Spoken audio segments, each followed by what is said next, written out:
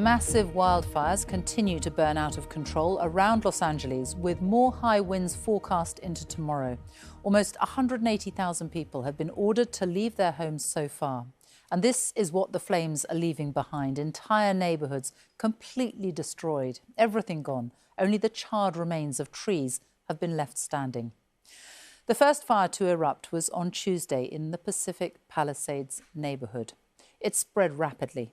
Look at how fast it moved in just 5 hours.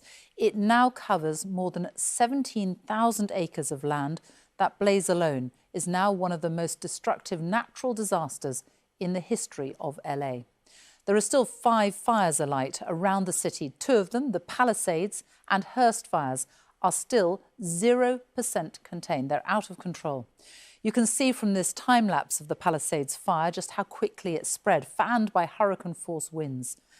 And this is another neighbourhood, Altadena. This satellite imagery shows the homes and buildings, street after street, completely engulfed. 5 people are known to have died, but the LA sheriff says that number will rise. Well, let's go straight to our correspondent, Emma Vardy, who is in LA. Emma. Well, fire crews are now into their 3rd day of fighting fires on many fronts, and authorities are beginning to look into what started them. Arson investigators, we're told, are now part of this, but authorities haven't drawn any firm conclusions just yet. Today, the fire's growth has been slowed down, but still, many parts of this city will never look the same again.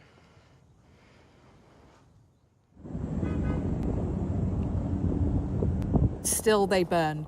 The most catastrophic fires Los Angeles has ever seen. Overnight, the Hollywood Hills resembling a disaster movie, a huge crescent of flame engulfing an iconic community of California. More than 130,000 people have been told to evacuate their homes. Here, just one of many properties engulfed, turned to a shell.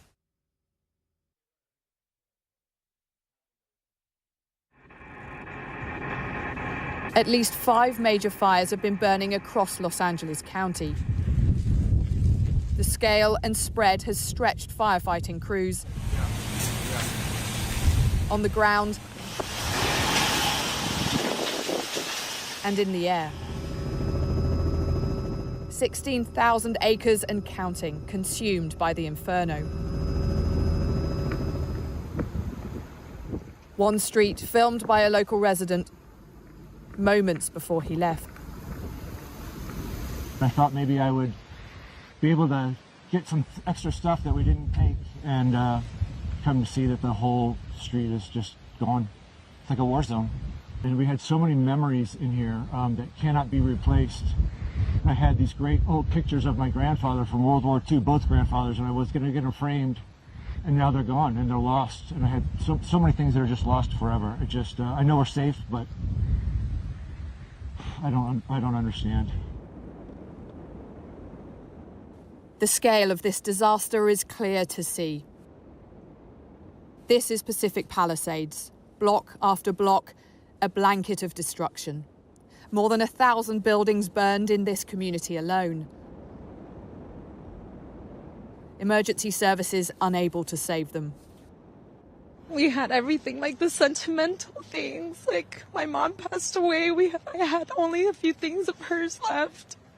My wedding dress, our wedding album. We left everything. Our albums, we have just whatever we're wearing. We're wearing the same thing for the last 2 days. Copy that. Fueled by hurricane-force winds, these fires have struck at a vulnerable time. LA hasn't seen any significant rainfall for months. Abandoned neighborhoods are now falling prey to crime. In the midst of the emergency, we've all seen individuals who are targeting vulnerable communities by burglarizing and looting homes. This is simply unacceptable. As dawn came in the Palisades, it revealed the grim reality of what the fire has left behind. There are miles and miles of streets like this, an utter shock at the devastation here. Communities just vanished, now ghost towns, and once dream homes turned to dust. No one is immune. Mansions now ash. The homes of Jennifer Aniston, Adam Sandler and Paris Hilton among those evacuated. And this was filmed by the wife of Take That star Mark Owen as they escaped through the flames. Some are returning to the ruins to see what remains. A scene that will be repeated in this ravaged city over the coming days. Emma Vardy, BBC News, Los Angeles. President Biden has just described the LA fires as the most devastating in California's history. Have a look at these before and after images of the destruction that the flames have left behind. This was someone's home in Altadena, and this is what it looks like now. North of there, the Pasadena Jewish Temple and Center has been completely gutted. And this business in the Pacific Palisades, where the largest fire is still burning, was not spared either. Our correspondent John Sudworth has been to the Palisades and spoken to some of those people who have been affected. Late into the night, we watch one of America's wealthiest neighborhoods burn. The flames so intense, the fire crews are powerless to stop them. So if I very quickly take my mask off, the air is absolutely thick with smoke. The fire crews here tell us they have a shortage of water, and in many instances they're having to stand and watch these properties burn. It is a losing battle. They're using what little they have sparingly, trying to contain the spread. Defying the evacuation orders, some residents are defending their own homes. With all the surrounding properties burning, I helped Tony and his neighbours scooping water out of the swimming pool and dousing the flames at their boundary.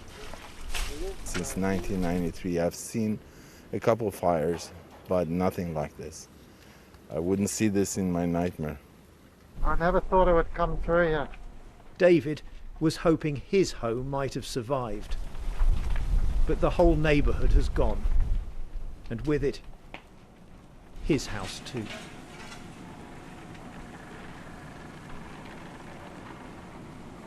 I would have thought I'd be seeing more planes flying over with water. I mean, there appears to be just 2. I mean, in California, are there not like 20 or 30 of them that they could have got you already? I would have thought the firemen would like take a stand on a certain area. Maybe they did, and I'm just not seeing it. But wealth and privilege are no protection from this disaster, with the ordinary human defences rendered futile in the face of its devastating force. John Sudworth, BBC News, Pacific Palisades. Well, almost 180,000 people have been told to evacuate. A further 200,000 LA residents are under evacuation warnings, which means they may have to flee at a moment's notice. What happens to all those people who have lost their homes, lost everything? Where do they go? Well, many of them have made their way to evacuation centres like this one in Pasadena. John Sudworth is at another centre in Westwood near Beverly Hills. He joins us now. John. Well, Sophie, this particular evacuation centre has taken more than 200 people sleeping in this building here last night, catering provided by the Salvation Army. And, of course, for lots of those people, having seen their homes burned, there is nowhere else to turn. One of those people is Marina. Marina is from Ukraine. She only arrived in America 4 months ago as part of a program that has brought thousands of Ukrainians to America. Marina, tell me what happened to you yesterday. Well, it was a windy morning. I left from my home to the work, and I saw the little smoke near my hood, but I don't think that it was something will be big. So when I trying to came home after 5 hours, I saw that the road were closed and too many fire departments and police's car, and I started to worry. And then I just came back to Santa Monica Pier just to watch what happened there, because everything were in smoke, and I saw the fire flames, and they were so big. And then I just saw like the place where's my house built, where's my build situated, it's burning, and there's burning everything, like cars and nature and houses and mine. So I just lost everything because I just went to the work like that, and I don't have anything, no documents, nothing. So it's a very terrible story. You've only been in America for 4 months. You came here escaping the disaster of the war in Ukraine. What will happen to you next now? Actually, I don't know, but the only way can I say that I will not give up. So I just try to move on and start my life again. That's it. Marina, thank you for talking to us. We wish you all the best in these very difficult circumstances. Sophie, we've seen all day today volunteers turning up here, bringing food and supplies. With a disaster like this, of course, everybody in this city knows somebody who's been affected. John, thank you. Well, there have been some incredible stories of rescues and bravery as people fled their homes, and many neighbourhoods now look like this, completely deserted for block after block, houses completely destroyed. Many of the people who have escaped have been talking about the speed with which the fires have been spreading, including Aaron Sampson, who helped his father-in-law get out. Here is their story. We've just been evacuated. We've just been evacuated from this Good Samaritan's car. You got it, Dad. We're having to walk. This is crazy. There's a fire right outside our car. We got it. No, not that way, Dad. My father-in-law has Parkinson's. He can barely move. This was a heroic effort on his part. It's very wobbly. Here, let me try to get you home. Which way do I go? This way, Dad, to the sidewalk. Let me guess. I went outside. I saw smoke and fire near my father-in-law's house and realized we need to go. The problem is we didn't have a car. By circumstance, we had no car in the house. I ran up and down the street where he was, Glen Haven, finally found a neighbor who was willing to swing by and pick us up. Most people had already gone at that point. And at that point, I grabbed his medicine. That's the only thing I could think to grab. Turn around, Dad. We got this. And at that point, we jumped in his car. This guy, Jeff, a neighbor we'd never met before, but, you know, salt of the earth, saved our lives. As we're driving down, there's fires on both sides of the car. We're driving, we're suddenly seeing fires. You could feel the heat. And then the fires were getting closer and closer. And at that point, just being stuck there, surrounded by fire, the policemen started running up the street, "Get out of the car, get out of the car," and started screaming. You don't really realize how serious it is. You don't think this is a life-threatening situation. Aaron Sampson's story there, escaping with his father. In the last few moments, President Biden has been speaking about the fires. This is what he's had to say. To the firefighters and first responders, you really are, it's not hyperbole, you're heroes. You're genuinely heroes. And the worst, this is the most widespread, devastating fire in California's history. It's amazing. Let's join Emma Vardy, who is in Pacific Palisades. And Emma, the president there speaking about the worst fires in California's history. The fires are still burning, but thoughts are also turning to what happens now. How do you start rebuilding any of this? People are gradually returning to scenes like this where there is absolutely nothing for them left. We've been witnessing the wreckage all around us. There's the melted metal of burnt cars, just pieces of people's possessions that you can make out on the floor. And then every now and again, a house has been spared the flames, as miraculously is still standing. But in abandoned neighbourhoods like this, looting has now become an issue. Police say they've made 20 arrests for looting.